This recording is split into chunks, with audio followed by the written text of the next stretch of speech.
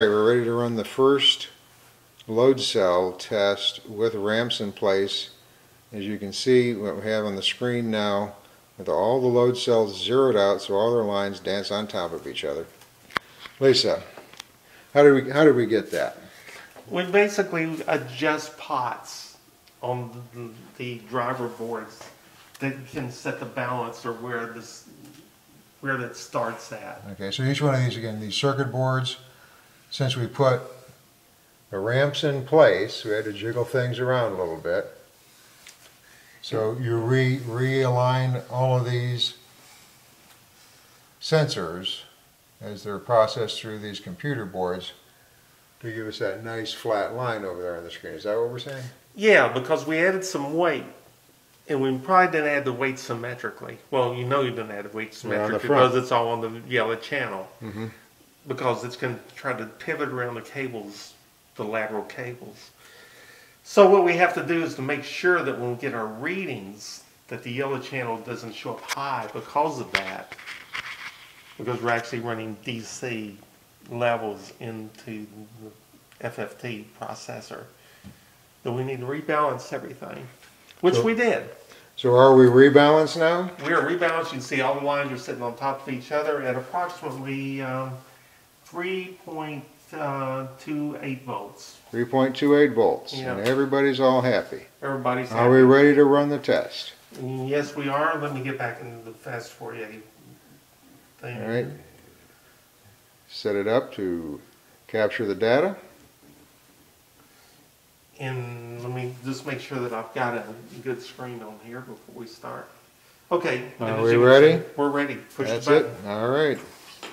Here we go.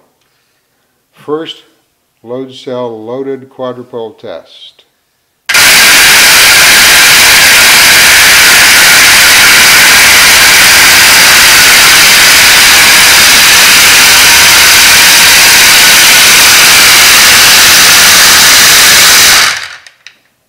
And the results are?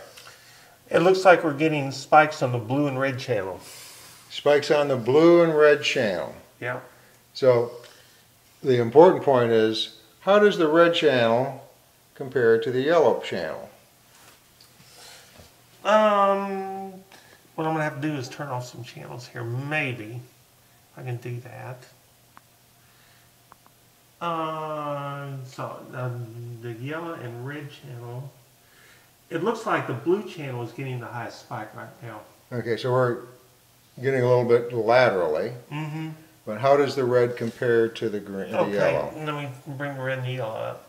So I'm going to turn this one off, blue and red.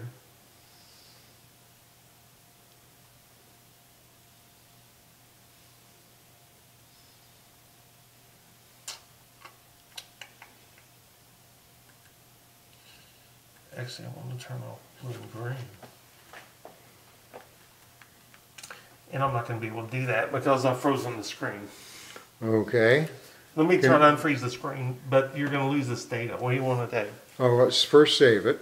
Okay. And then let's see if we can extract out the red and the yellow channels.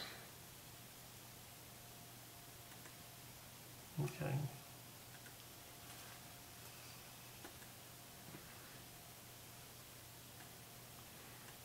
I'm going to call this number 5. And this is going to be old ramps loaded.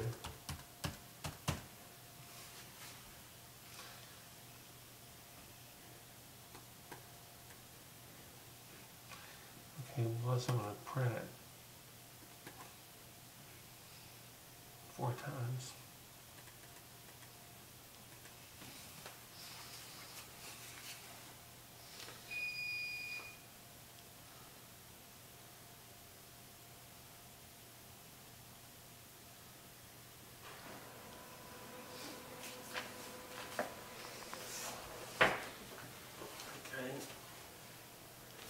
So that data set's been saved, Yes, the data set has been saved. and now it's being printed out of your printer.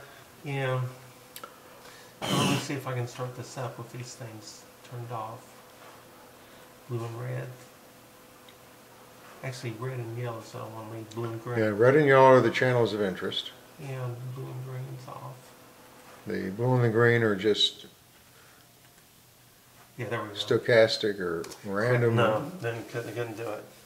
I'm gonna have to run blue. I'm gonna have to run these channels again, just those two channels. Okay, so we're going to stop this vid a minute, set that up, and we'll be right back.